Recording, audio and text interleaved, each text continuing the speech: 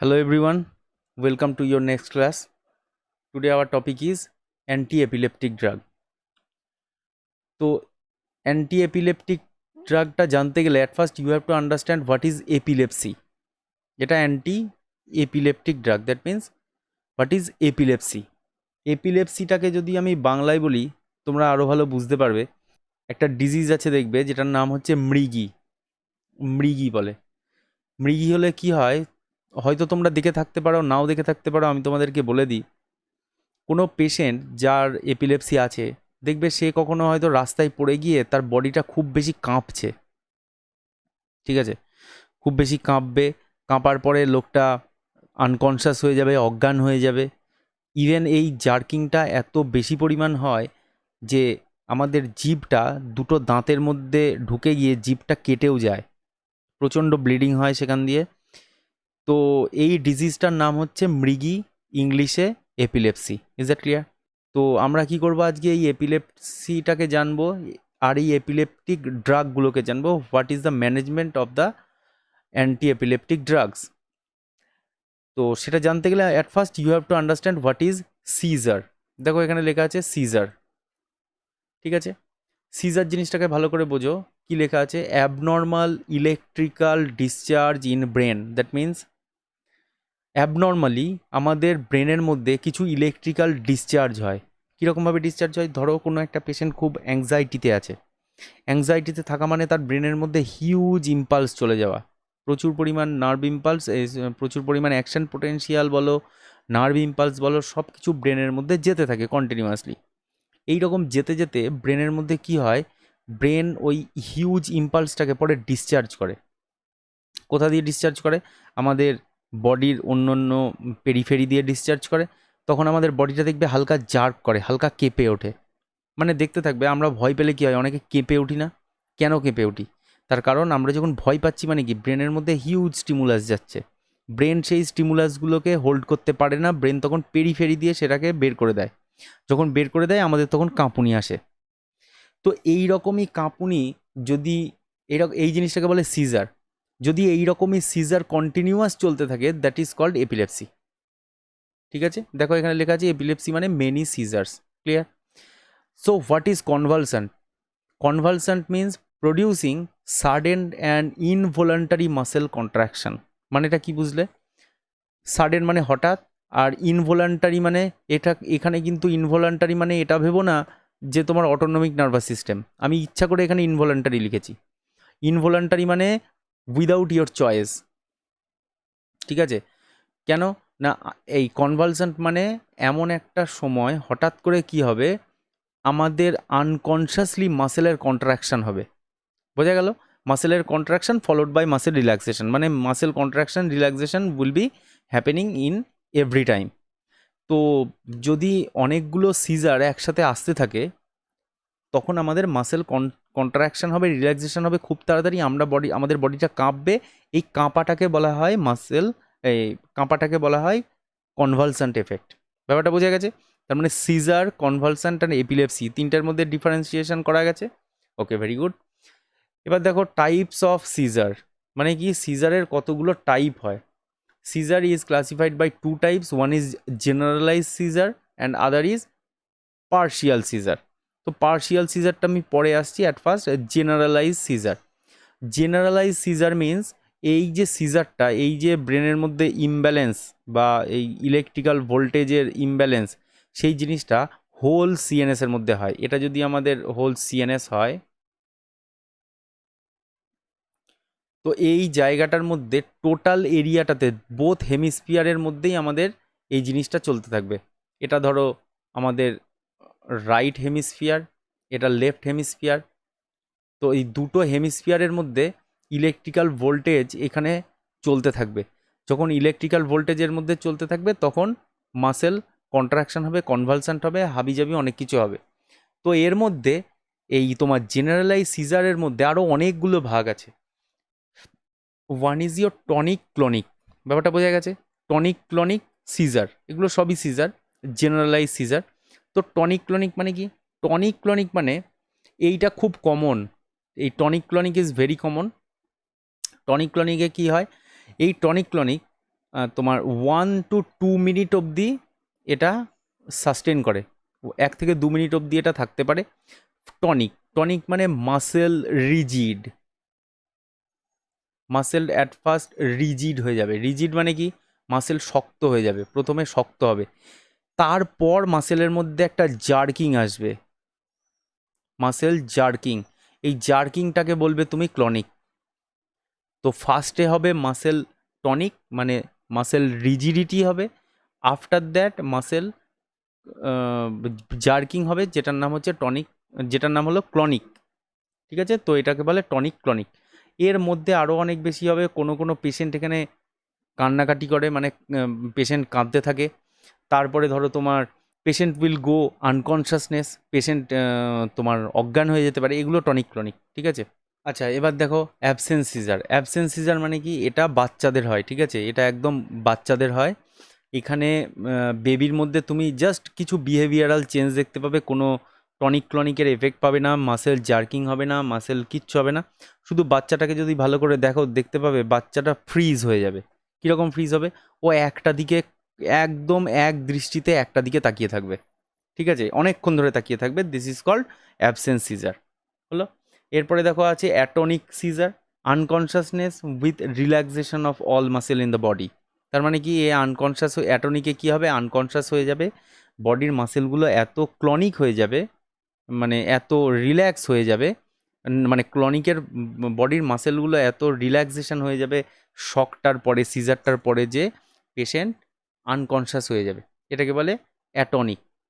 এরপরে দেখো myoclonic. Mayo মানে কি, মায়ো মানে মাসেল, আর ক্লনিক মানে তো জানো, একটু আগেই বললাম টনিক ক্লনিকে প্রচণ্ড জার্কিং হবে। তো এই মায়োক্লনিক সিজারে একটা শক আসবে, সাডেন শক আসবে, বডি মাসেলগুলো সব তোমার জার্কিং হবে, অত্যধিক জার্কিং হবে, এই জিনিসটাকে বলে তোমার মায়োক্লিনিক, এই জিনিসটাকে বলে তোমার মায়োক্লোনিক সিজার। ইনফ্যান্টাইল যে সিজারটা হয়, এটাতে ইইজিতে ভালো করে বোঝা যায় না, সেই জন্য এই ইনফ্যান্টাইল সিজারটাকে জেনারেলাইজ সিজার অনেক সময় কাউন্ট করা হয় না। আচ্ছা এবার দেখো পার্শিয়াল সিজার।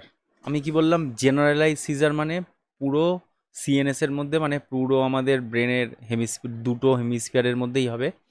পার্শিয়াল সিজার মানে এটা পার্শিয়ালি কোনো একটা পার্টে হবে ব্রেনের, তবে যে পার্টের মধ্যে এটা থাকবে সেই পার্টের মধ্যেই এরা অ্যাকশন করবে, এ বাইরে ছড়াবে না। তো ব্যাপারটা হচ্ছে, যদি এটা আমাদের রাইট হেমিস্ফিয়ার আর এটা যদি লেফট হেমিস্ফিয়ার হয়, তো কোনো একটা টিউমার বা কোনো একটা লেজিয়ান, মানে কোনো একটা ইরিটেশন যদি আমাদের ব্রেনের মধ্যে যে পোর্শনেই হলো, ধরো লেফট হেমিস্ফিয়ারে হলো, তো এটা শুধু লেফট হেমিস্ফিয়ারের মধ্যেই কাজ করবে, এটা আদারওয়াইজ অন্য কোনো জায়গায় স্প্রেড আউট করবে না, that is called partial seizure. But যদি আনট্রিটেড থাকে পার্শিয়াল সিজার, তাহলে এটা কিন্তু কিছুদিন পর এটা জেনারেলাইজ টনিক ক্লনিকে ট্রান্সফার করে যাবে।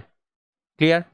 তো যদি পার্শিয়াল সিজার এখানে ধরো কোনো একটা জায়গাতে কোনো টিউমার হয়েছে বা কোনো ফ্র্যাকচার্ড হয়েছে ব্রেনের মধ্যে, মেনিনজাইটিস হয়েছে, এরকম কোনো একটা জিনিসের কারণে ব্রেনের মধ্যে এক্সেসিভ স্টিমুলাস তৈরি হচ্ছে, that is called partial caesar.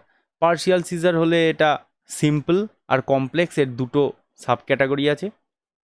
এটাও তোমার 1 to 2 মিনিটস অবধি লাস্ট করে, এখানে পেশেন্ট আনকনশাস হয়ে যায়, ঠিক আছে, পেশেন্ট কনফিউজড হয়ে যায়, ঠিক আছে, এটা গেল। আর কমপ্লেক্সটা, এটার একটা মজার ব্যাপার আছে, এটা শুধুমাত্র আমাদের টেম্পোরাল লোবে হয়। কমপ্লেক্স সিজার টেম্পোরাল লোবেই শুধুমাত্র হয়, অন্য কোনো জায়গায় হয় না। তো টেম্পোরাল লোবে হলে কী হবে, temporal lobe is for our memory, তার মানে এখানে যদি সিজার হয় পেশেন্ট তো ভুলে সব কিছুই যাবে, ইভেন তার বিহেভিয়ারাল চেঞ্জেসও আসবে, পেশেন্ট অনেক ইমোশনাল কথাবার্তা বলবে, বা পাস্টে কোনো ঘটনা তার যদি মনে থাকে সেগুলো বলতে থাকবে, পেশেন্ট কেঁদে ফেলতে পারে। তো এই জিনিসগুলো সব তোমার কমপ্লেক্স সিজারের মধ্যে যাবে, পার্শিয়াল কমপ্লেক্স সিজারের মধ্যে। ক্লিয়ার? এগুলো নিয়ে বেশি আলোচনা করছি না, কারণ আমরা মেন টপিকে আসব। আচ্ছা এবার আমরা সিজারের আর একটা জিনিস জানবো, যে এটা কিভাবে হয়, প্যাথোফিজিওলজিটা কী হবে, মানে তোমার এই সিজারটা কীরকমভাবে প্রডিউস হয়। দেখো ফার্স্টে এই যে আমাদের ব্রেনের মধ্যে একটা জিনিস তোমাদেরকে বলে রাখি, আমাদের ব্রেনের মধ্যে হাইপোথ্যালামাস, আমরা প্রত্যেকে জানি যে হাইপোথ্যালামাস আমাদের ওই হাসি, কান্না, ইমোশন কন্ট্রোল করে হাইপোথ্যালামাস, বাট হাইপোথ্যালামাসের আরও ডিটেল আছে, যাকে আমি ওটাতে যাচ্ছি না। But I am talking to you about thalamus. In that portion thalamus is located, এরকম জায়গায়। Okay, thalamus is called the relay station of the brain. মানে কি, যত ধরনের ইম্পালস আমাদের ব্রেনের মধ্যে আসবে, ইনপুট অর আউটপুট, ব্রেন থেকে যত আউটপুট যাবে, বা না আমি ভুল বললাম, ব্রেন থেকে যত তোমার ইনপুট যাবে আসবে ব্রেনের মধ্যে অ্যাফারেন্ট দিয়ে, সব থ্যালামাস হয়ে তারপরে ব্রেনের মধ্যে যাবে। মানে তুমি কোনো একটা টেস্ট নিলে, তুমি কোনো স্মেল নিলে, তুমি কাউকে কিছু দেখলে, সমস্ত জিনিস আগে থ্যালামাসে আসবে। থ্যালামাস থেকে এটা থ্যালামাস ঠিক করবে ব্রেনের কোন সেকশানে কত ভোল্টেজ আমি দেবো। ব্যাপারটা বোঝা গেল?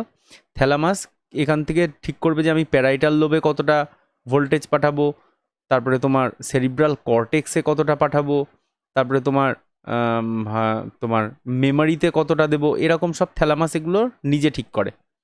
তো thalamus has T type calcium channel, মনে রাখবে, thalamus has T type calcium channel. হলো? তো এবার এই যখন কোনো একটা নার্ভ ইম্পালস ব্রেনের মধ্যে আসে, তখন থ্যালামাসের থ্রুতে ব্রেনের বিভিন্ন পোর্শনে যায়।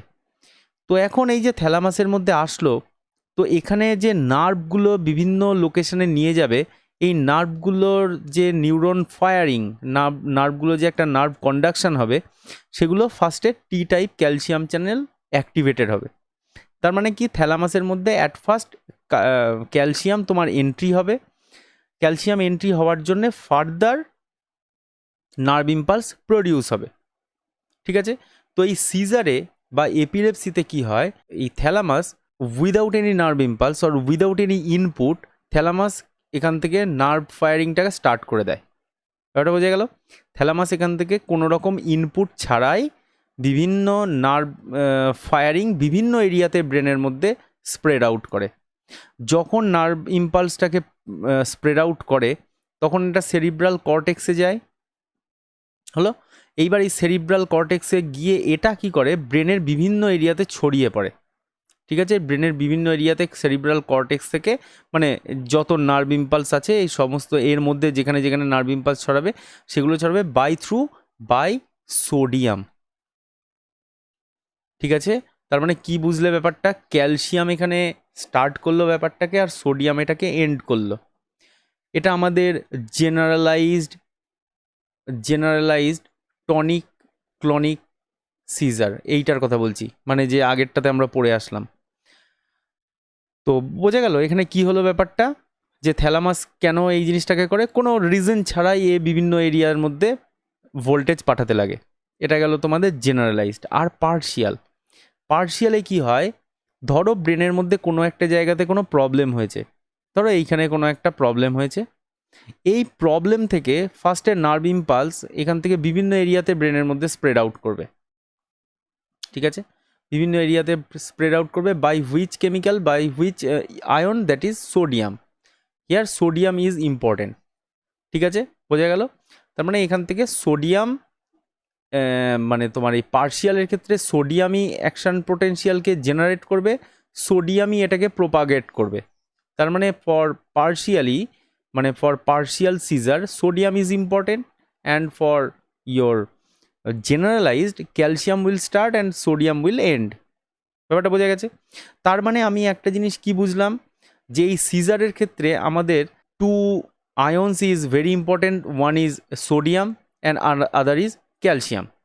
তো আমাদের কি করতে হবে, ড্রাগের ক্ষেত্রে আমরা যদি এই দুটোকে ব্লক করতে পারি, তাহলেই আমাদের সিজার কমবে। Is that clear? বোঝা যাচ্ছে? আচ্ছা আচ্ছা, এবার দেখো যে ক্লাসিফিকেশন অফ ড্রাগ, আমরা কিভাবে ড্রাগকে ক্লাসিফাই করব। দেখো ব্যাপারটা কি, তোমাদের যদি ত্রিপাঠি পড়তে বলি, তো ত্রিপাঠীতে এর ক্লাসিফিকেশান এমনভাবে দেওয়া রয়েছে তোমরা কিছু বুঝতেও পারবে না, এত বোরিং লাগবে, ভালো লাগবে না, পড়বেও না। তো সেই জন্যে আমি তোমাদের সুবিধার জন্যে আমি নিজে একটা ভালো সুন্দর একটা ক্লাসিফিকেশান খুব লজিক্যালি জিনিসগুলোকে তৈরি করেছি। ভিডিওটা দেখো, আশা করি বুঝতে পারবে, পুরো ছবির মতো ক্লিয়ার হয়ে যাবে, আর ত্রিপাঠী বললে বুঝতে পারবে না। তো এখন যাদের সিজার হয়েছে, যাদের এপিলেপসি হয়েছে, তাকে ট্রিট করবে কিভাবে? তো সেরকমভাবে আমরা অনেকভাবে ট্রিটমেন্ট করতে পারি। যেমনটা কি, ফার্স্টে দেখো ইনক্রিজ গাবা। আমরা গাবাকে ইনক্রিজ করতে পারি। গাবা মানে এটা নিউরো ট্রান্সমিটারের কথা বলছি। তুমি তো আর রিসেপ্টারের এক্সপ্রেশন বাড়াতে পারবে না, তোমাকে নিউরন থেকে যাতে গাবা বেশি পরিমাণে রিলিজ হয় তোমাকে সেই জিনিসটা করতে হবে। তো ইনক্রিজ গাবা, এটা নিশ্চয়ই বলতে হবে না যে গাবা রিলিজ হলে কি হয়। ডিক্রিজ গ্লুটামেট, প্রত্যেকে জানো glutamate is excitatory neuro transmitter present in our brain. তো গ্লুটামেটকে যদি তুমি ডিক্রিজ করো তাহলে তুমি গাবার অ্যাকশনটা প্রমিনেন্ট পাবে, সেই জন্য তোমাকে ডিক্রিজ করতে হবে গ্লুটামেট। ব্যাপারটা দেখো, আমাদের ব্রেনের মধ্যে এক্সেসিভ স্টিমুলাস চলে গেছে, তোমাকে এখন ব্রেনটাকে ডিপ্রেসড করতে হবে। তোমাকে ব্রেনটাকে ডিপ্রেসড করার জন্য যাবতীয় যা যা পাথওয়ে আছে সব কটাকে তোমাকে অ্যাপ্লাই করতে হবে। ডিক্রিজ গ্লুটামেট গেল। তারপরে দেখো ব্লক টি type calcium channel. T type calcium channel কোথায় থাকে আমি একটু আগেই বলেছিলাম, থ্যালামাসের মধ্যে থাকে। তো ক্যালসিয়াম চ্যানেলকে ব্লক করতে হবে। তারপরে block voltage gated sodium channel. এবার দেখো গ্লুটামেটকে তুমি যদি, এখন কোশ্চেন আসতে পারে, গ্লুটামেটকে তুমি যদি বাইন্ড করো, যদি গ্লুটামেটকে ডিক্রিজ করো তাহলে তো এনএমডিএ রিসেপ্টার কাজ করবে না। এনএমডিএ, এনএমডিএর ব্যাপারে তোমরা সবাই জানো। এনএমডিএ, এএমপিএ, এএমপিএ এরা দুজন কাজ করবে না, তাহলে তো স্যার সোডিয়াম ভেতরে ঢুকবে না। তাহলে এখানে আবার কেন বলছেন যে block voltage gated sodium channel? দেখো বারবার করে বলছি, this glutamate responsible NMDA and AMPA, they are ligand gated ion channel. এরা হচ্ছে ligand gated ion channel. Ligand gated মানেটা কি ব্যাপারটা? whenever any ligand will bind with that receptor, this receptor will open or close, anything will be happen. But in case of voltage gated sodium channel or voltage gated ion channel, that means channel will present in transmembrane domain, এখানে কোনো একটা channel থাকবে, and this receptor or this gate can sense that where the higher voltage is. ধরে নাও এইদিকে higher voltage আছে, এদিকে lower voltage আছে, তো এই হায়ার ভোল্টেজ থেকে লোয়ার ভোল্টেজের দিকে ভোল্টেজটাকে ড্রপ ডাউন করে, মানে ভোল্টেজটাকে হাই করে নিয়ে আসবে। কে নিয়ে আসবে? এই ভোল্টেজ গেটেড আয়ন চ্যানেল। এই ভোল্টেজ গেটেড আয়ন চ্যানেল তখনই ওপেন হবে যখন concentration difference and partial negative and partial positive charge will remain outside and inside of the cell. ব্যাপারটা বোঝা গেল? তো ভোল্টেজ গেটেড আয়ন চ্যানেল কখন ওপেন হবে? যখন দেখবে যে দুদিকে ভোল্টেজের ডিফারেন্স হয়েছে। ভোল্টেজের ডিফারেন্স হলে পরেই ও কী করবে? হায়ার ভোল্টেজ থেকে লোয়ার ভোল্টেজের দিকে চার্জটাকে নিয়ে যাবে। তো এই দুটো জিনিসই আলাদা, লিগান্ড গেটেড আর ভোল্টেজ গেটেড আয়ন চ্যানেল। আশা করি বুঝতে পেরেছো। তো এই সোডিয়াম ভোল্টেজ গেটেড যত সোডিয়াম চ্যানেল আছে সেগুলোকে ব্লক করতে হবে। কেন? সোডিয়াম আমাদের এক্সাইটেটারি অ্যান্ড ক্যালসিয়াম আমাদের এক্সাইটেটারি। এবার দেখো পটাশিয়াম চ্যানেল ওপেন, তার মানে আমরা কি জানি? পটাশিয়াম চ্যানেল সেলের মধ্যে ঢুকলে কি করবে? সেলের মধ্যে রিল্যাক্সেশন করাতে হেল্প করবে। তো আমরা এখানে এখানে ইনক্রিজ গাবা, তার মানে আমি বলতে চাইছি ক্লোরাইড চ্যানেল ওপেন হবে, এটা মানেই তাই। ইনক্রিজ গাবা মানে গাবা এসে ক্লোরাইড চ্যানেলকেই ওপেন করবে। আর একটা হবে কি তোমার? Open calcium channel. এবার ক্যালসিয়াম চ্যানেল যদি ওপেন হয়, ক্লোরাইড চ্যানেল যদি ওপেন হয়, তোমার সিএনএস হয়ে যাবে ডিপ্রেস। তোমার মাথায় একটা জিনিসই রাখতে হবে, ব্রেনের মধ্যে প্রচুর স্টিমুলাস যাচ্ছে, তোমাকে স্টিমুলাস কমাতে হবে, ব্রেনকে করতে হবে ডিপ্রেসড। তো আমি এতগুলো পাথওয়ে দিয়ে ব্রেনকে ডিপ্রেসড করতে পারি, ঠিক আছে? এবার আমরা এক একটা পাথওয়ে সম্পর্কে এদের ড্রাগগুলো ডিসকাস করব।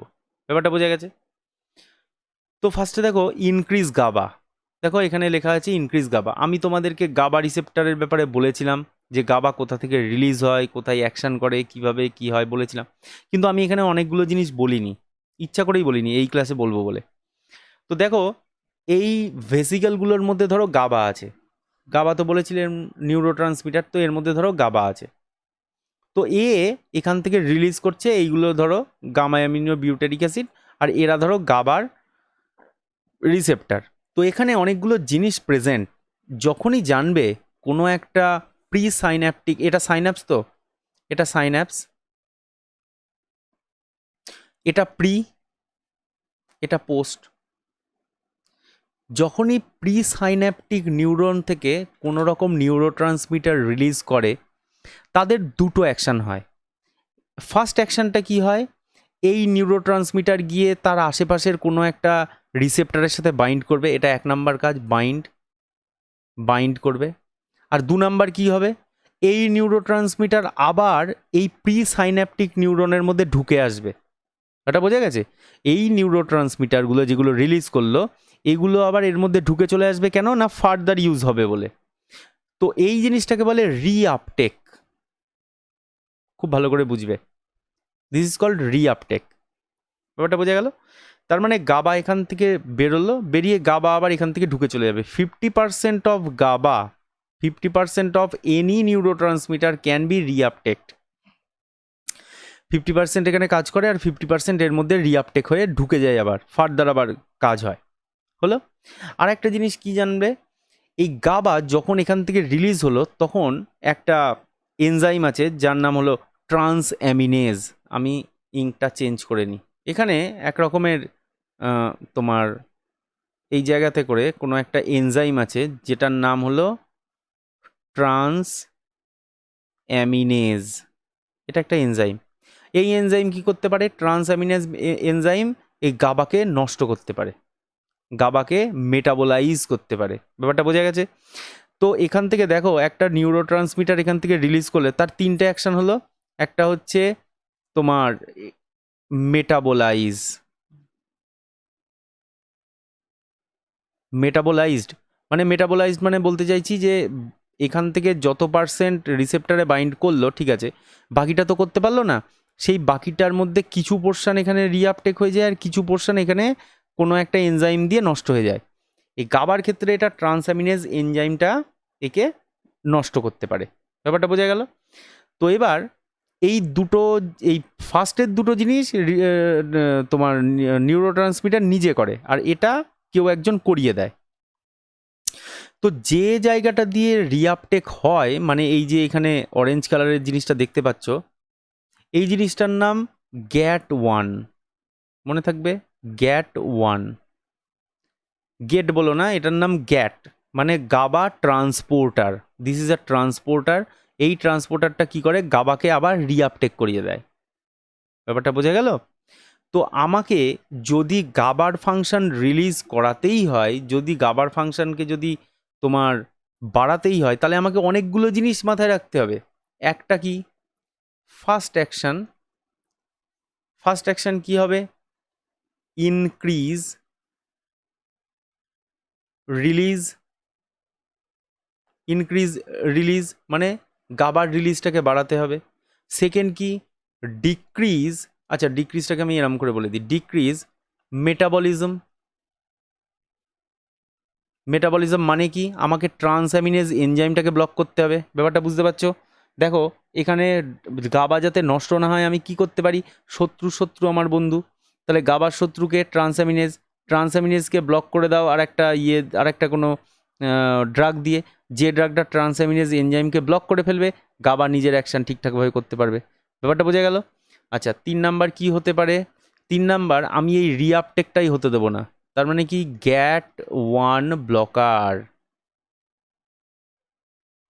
or reuptake, reuptake or decrease reuptake। ব্যাপারটা বোঝা গেল? আর 4 নাম্বার আর একটা কি ইউজ করতে পারি? কোনো বারবিচুরেটস জাতীয় ড্রাগ আমি ইউজ করতে পারি, যেটার নাম হবে তোমার বারবিচুরেটস অর গাবা মিমেটিক। ব্যাপারটা বোঝা গেল? তার মানে আমি শুধুমাত্র গাবা ইনক্রিজ করার জন্য আমি কতগুলো ম্যানেজমেন্ট বললাম। একটা, ইনক্রিজ করতে হবে গাবাকে, গাবা বেরোলো বাড়ি থেকে, এবারে যাতে আবার ভয় পেয়ে ফেরত না চলে আসতে পারে, ওই দরজাটাই বন্ধ করে দিতে হবে, মানে গ্যাট ব্লকার। এবার গাবাকে রাস্তায় বেরোলে যদি কেউ পিটিয়ে মারে, সেই জন্য যে মারবে তাকে মেরে দাও, এরকম একটা ব্যাপার। ঠিক আছে, মেটাবলিজমটাকে আটকে দিলাম। আর একটাই কী করতে পারে? গাবাকে যাতে ও ঠিকঠাকভাবে কাজ করতে পারে, ও যাতে আরও ফ্যাসিলিটেটারি কাজ করতে পারে, ও আরও যাতে অ্যাফিনিটি বাড়িয়ে কাজ করতে পারে, তুমি বারবিচুরেটস মেরে দাও। তাতে গাবার যদি অল্প অল্প যদি গাবা এখানে আসেও, বারবিচুরেটস এসে এই জায়গাটাকে ফিল আপ করে ফেলবে, গাবা মিমেটিক অ্যাকশন করে ফেলবে। Is that clear? এবার আসো ড্রাগে। দেখো এখানে যেরকমটা আমি বললাম, গাবার ইনক্রিজের কি ম্যানেজমেন্ট হবে, সেরকম অনুযায়ী ড্রাগগুলো লেখা হয়েছে। তো অ্যাট ফার্স্ট গাবা রিলিজ মানে এখানে দেখো দুটো ড্রাগ আছে, এটা একটা তোমার আছে প্রেগাবালিন আর একটা গাবাপেন্টিন। এই দুটো মনে রাখবে, এই প্রেগাবালিন আর গাবাপেন্টিন এরা গাবার রিলিজটাকে ইনক্রিজ করতে পারে। ক্লিয়ার?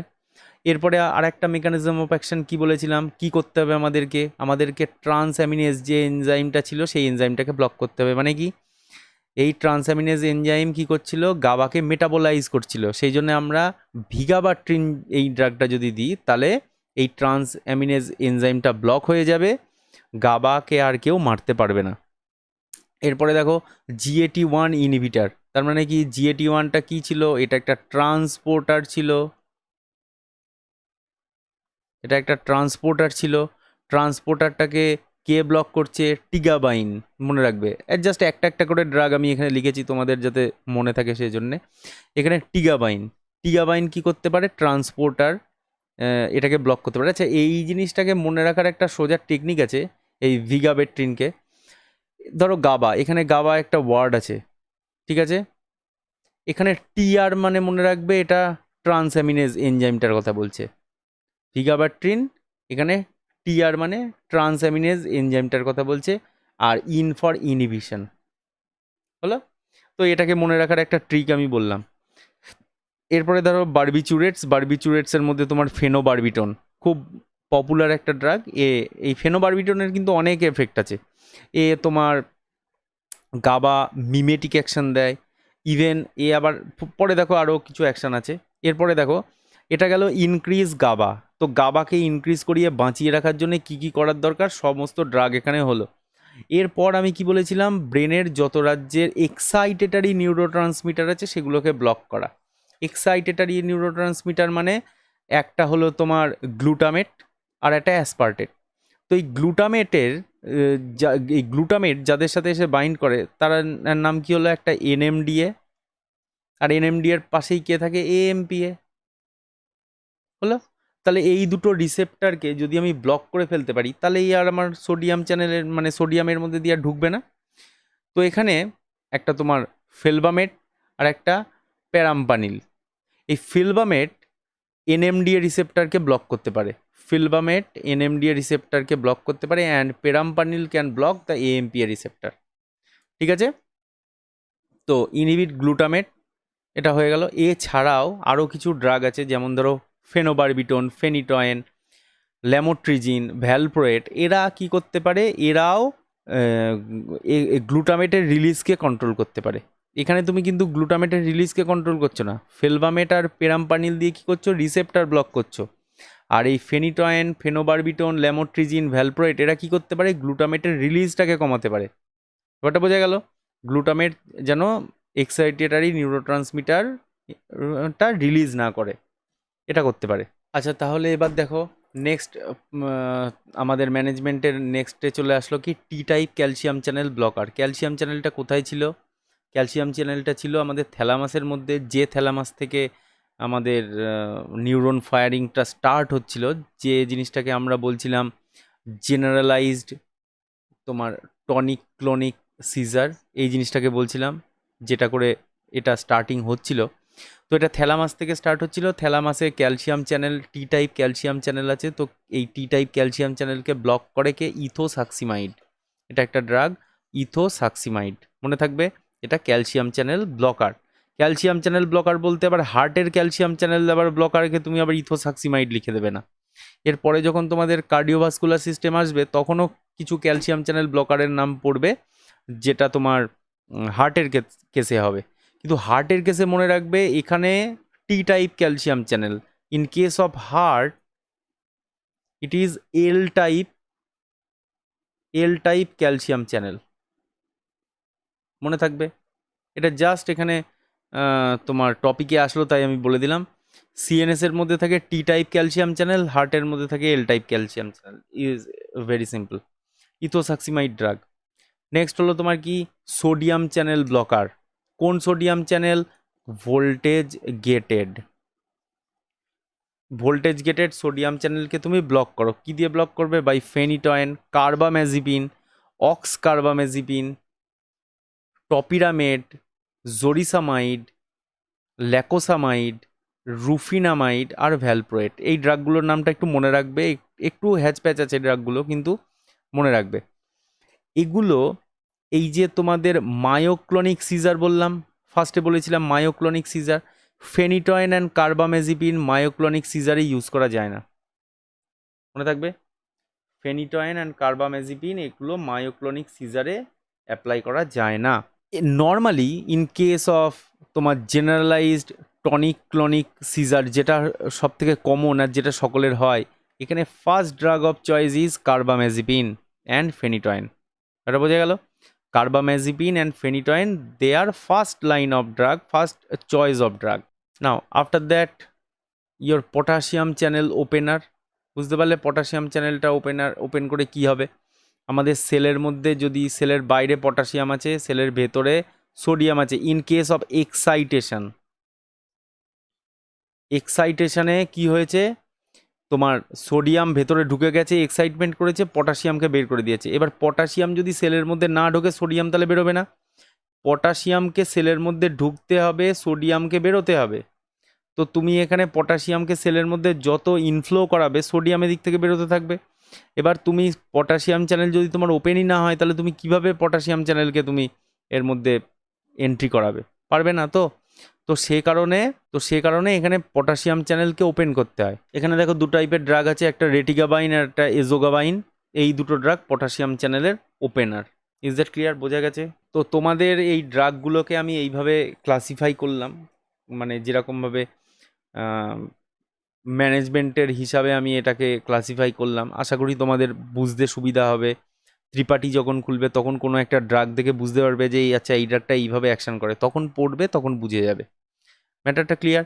তো আজকের ক্লাস আর বেশি লম্বা করছি না, এখানেই শেষ করছি। এই টপিকটা খুব ইন্টারেস্টিং, ম্যানেজমেন্টটা বুঝলে তো কীরকমভাবে ম্যানেজমেন্ট হয় জিনিসটা, এটা দেখো, কিছু বুঝতে না পারলে জিজ্ঞাসা করো, কেমন? তো আজকের ক্লাস এখানেই শেষ করলাম, বাই।